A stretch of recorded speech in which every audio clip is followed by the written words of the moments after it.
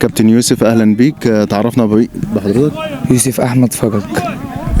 ممكن تعرفنا اكتر عن الانديه اللي انت لعبت فيها؟ بتروجيت وكهربا غرب والهرم. زي ما احنا تابعنا المباراة اللي فاتت، أول مباراة ليك معانا في فريق السليمانية، كنا لاحظنا ان أدائك الكبير وزائد كده ان انت أحرزت أول هدف للنادي، وده اللي شجع بقية الفرقة على الفوز. تقدر تقول لنا على ازاي المباراة كانت ماشية معاك من حيث الأداء وكده؟ والله أول ما بدأنا المباراة كانت المباراة صعبة شوية، بس الحمد لله قدرنا نجيب هدف، كل ده بمساعدة طبعا زملائي الأول والمدير الفني والجهاز الفني كله المحترم، والحمد لله يعني على الفوز والنتيجة. تقدر تقول لنا ازاي الكابتن علي السبعاوي مدير القطاع وبقيه التيم اللي معاه بيقدروا ان هو يساعدوكوا في الاداء؟ هما الحمد لله جهاز محترم وشغالين معانا وتعبانين معانا طول الفترة اللي فاتت دي، بقالنا يجي 3-4 شهور، وإن شاء الله يعني بإذن الله نعمل حاجة كويسة مع الفرقة دي وناخد البطولة ان شاء الله. وبخصوص اللعيبه، يعني اداء اللعيبه معاك كان ايه في الملعب؟ والله لعيبة محترمة وبتتعب وبتجتهد، حتى اللي بره الملعب النفسية كويسة والناس راضية على الأداء والحمد لله، والجون والفرقة كلها حتى الناس اللي تلعب بره السكور ناس محترمة كانت بتشجعنا من بره الحمد لله يعني. طب وبخصوص النادي السليمانية، بما انك لسه منضم جديد لينا النادي، عايزين نعرف ايه يعني اللي ملفت ليك من حيث الاداء بتاع اللعيبه والاداره بتاع النادي وكده؟ والله إدارة محترمة بجهاز فني محترم، إدارة محترمة كويسة أوي كمان، والنادي بسم الله ما شاء الله على أعلى مستوى ككور ككل حاجة، النادي فوق فوق فوق عامل زي الأهلي إن شاء الله يعني، وبإذن الله إحنا هنعمل حاجة كويسة معاهم ان شاء الله. ويا رب دايما كل ماتش كده تمتعنا باكثر هدف اكثر يعني إن شاء الله بإذن الله. شكرا لك يا كابتن. عفوا. الكابتن احمد فكري، بنرحب بيك. حبيبي يا كابتن، ربنا يخليك. طبعا انت كابتن الفريق بتاع السليمانيه مواليد 2003، كنا عايزين نبارك لك على الفوز الماتش اللي فات. حبيبي يا كابتن، ربنا يخليك، زي الفل والله.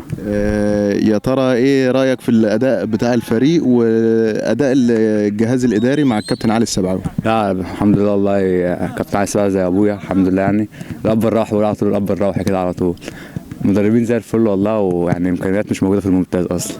طب من حيث الملاعب والمكان والسليمانيه والجو وكده والاداء هنا، يعني شايفينه تدريب احسن وجو مناسب ولا لا؟ لا زي الفل، حاجات اوروبيه يعني، زي انت شايف كده يا محمد، لا حاجات زي الفل يعني.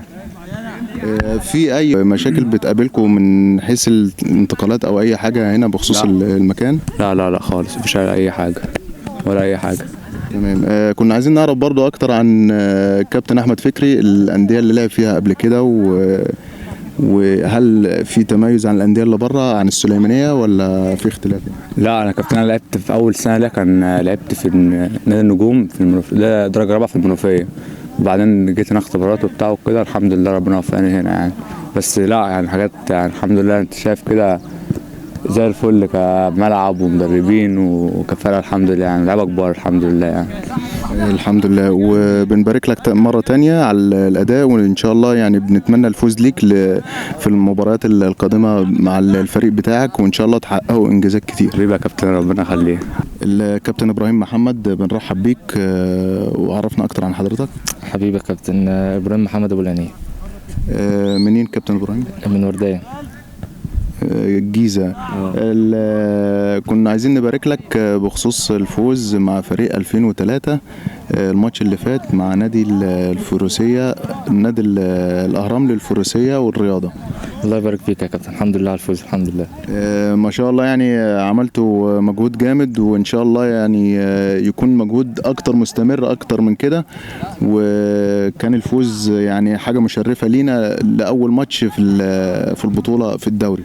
اكيد طبعا زي ما حضرتك قلت، ده اول ماتش، وكان كل الرجاله كانت مركزه جدا على البدايه، والحمد لله فزنا وعملنا ماتش كويس، وان شاء الله القادم احسن. طب كنا عايزين نعرف ايه رايك في من حيث الاداء بتاع اللعيبه والاداره الفنيه معاك؟ طبعا اللعيبه كله بيطلع اقصى ما عنده، عشان نوصل لحته كويسه نعمل اسم لنفسنا واسم للنادي. طبعا الجهاز الفني يعني مدربين على اعلى مستوى، ناس محترمه جدا وبيعملوا كل الشغل معانا عشان نتطور ونوصل لمكان احسن طبعا. بنشكرك يا كابتن، وان شاء الله يعني فوز مستمر ان شاء الله. شكرا كابتن، شكرا.